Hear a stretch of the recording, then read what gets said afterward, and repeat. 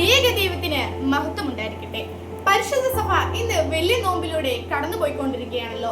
40-ാം വെള്ളി യേശുവിന്റെ മരുഭൂമിയിലെ 40 ദിവസത്തെ ഉപവാസത്തെ കുറിച്ചും പരീക്ഷണങ്ങളെ കുറിച്ചും ധ്യാനിച്ചുകൊണ്ട് നമ്മൾ ആരംഭിച്ച നോമ്പിന്റെ 40-ാം ദിവസമാണ് 40-ാം വെള്ളി.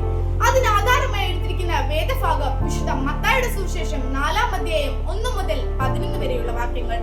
ഉപവാസത്തിനും അനുതാപത്തിനും പ്രായശ്ചിത്തത്തിനും ജീവിത നവീകരണത്തിനും പ്രാധാന്യം നൽകുന്ന ഒരു കാലമാണ് നോമ്പ് കാലം.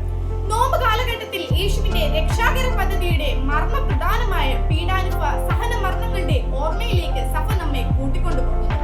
ഈ കാലഘട്ടത്തിൽ യേശുവിന്റെ ക്രൂശിനെ ധ്യാനിച്ച് സഹനങ്ങളെ അഭിമുഖീകരിക്കുവാനും ക്രൂശിന്റെ പാതയിൽ ശിശുത്വത്തിൽ മുന്നേറുവാനും നമുക്ക് സാധിക്കണം. യേശുവിന്റെ മരുഭൂമിയിലെ പരീക്ഷണങ്ങളെ കുറിച്ചാണ് നാം ഇന്ന് ധ്യാനിക്കുന്നത്. 3 പരീക്ഷണങ്ങളാണ് യേശു നേരിട്ടത്. ഒന്നാമത്തെ പരീക്ഷണം, നീ ദൈവപുത്രനാണെങ്കിൽ കല്ലുകളെ അപ്പമാക്കുക എന്നതാണ്. നിന്റെ വിശപ്പടക്കാൻ നിന്നിലെ ദൈവികതയെ എടുത്ത് ഉപയോഗിക്കുക എന്നതാണ് സാത്താൻ യേശുവിനോട് ആവശ്യപ്പെട്ടത്. എന്നാൽ ആത്മീയ സിദ്ധി കൊണ്ട് അവനവൻ തന്നെ ശുശ്രൂഷ ചെയ്യുക എന്ന പ്രലോഭനത്തെ അതിജീവിച്ചുകൊണ്ട് ജീവിതത്തിൽ ഉടനീളം തനിക്ക് വേണ്ടി ഒരു അത്ഭുതവും ചെയ്യാതെ എല്ലാവർക്കും മാതൃകയായി നിന്നുകൊണ്ട് ജീവിതത്തിൽ ആത്മീയ ജീവന് പ്രാധാന്യം നൽകുവാൻ യേശുവിന് സാധിച്ചു. രണ്ടാമത്തെ പരീക്ഷണം, ദേവാലയ അഗ്രത്തിന്റെ മുകളിൽ കയറ്റി നിർത്തിയിട്ട് നീ ദൈവപുത്രനാണെങ്കിൽ താഴേക്ക് ചാടുവാൻ സാത്താൻ ആവശ്യപ്പെടുകയാണ്. ദേവാലയ അഗ്രത്തിന്റെ മുകളിൽ നിന്ന് ചാടുമ്പോൾ തീർച്ചയായും അവനെ സഹായിക്കാൻ ദൂതന്മാർ വരും. അങ്ങനെ എളുപ്പമാർഗത്തിൽ താൻ ദൈവപുത്രനാണെന്ന് തെളിയിക്കാൻ സാധിക്കും. ഈ പ്രലോഭനങ്ങളെയെല്ലാം അതിജീവിച്ചുകൊണ്ട് യേശു പറയുകയാണ്, പേരിനും പ്രശസ്തിക്കും വേണ്ടി ദൈവികതയെ എടുത്ത് ഉപയോഗിക്കരുത് എന്ന്.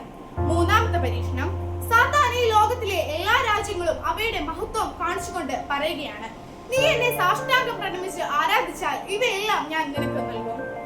സാത്താനെ ദൂരെ പോകൂ എന്ന് പറഞ്ഞുകൊണ്ട് ഈ മൂന്നാമത്തെ പ്രലോഭനത്തെ അതിജീവിച്ചതായി നമുക്ക് കാണാൻ സാധിക്കും. ക്രിസ്തുവിന് സ്വർഗത്തിലും ഭൂമിയിലും അധികാരം നൽകപ്പെട്ടിട്ടുണ്ട്. ഈ അധികാരത്തിലേക്ക് എത്തിച്ചേരാനുള്ള ഏക മാർഗം എന്ന് പറയുന്നത് കുരിശും കാൽവറിയുമാണെന്ന് യേശുവിന് അറിയാം. ക്രിസ്തു തന്റെ ജീവിതത്തിലെ ദൈവ പദ്ധതിയും ദൈവഹിതവും എന്താണെന്നുള്ള ഉറച്ച ബോധ്യം അതിനോട് തീഷ്ണതയും ഉണ്ടായിരുന്നു.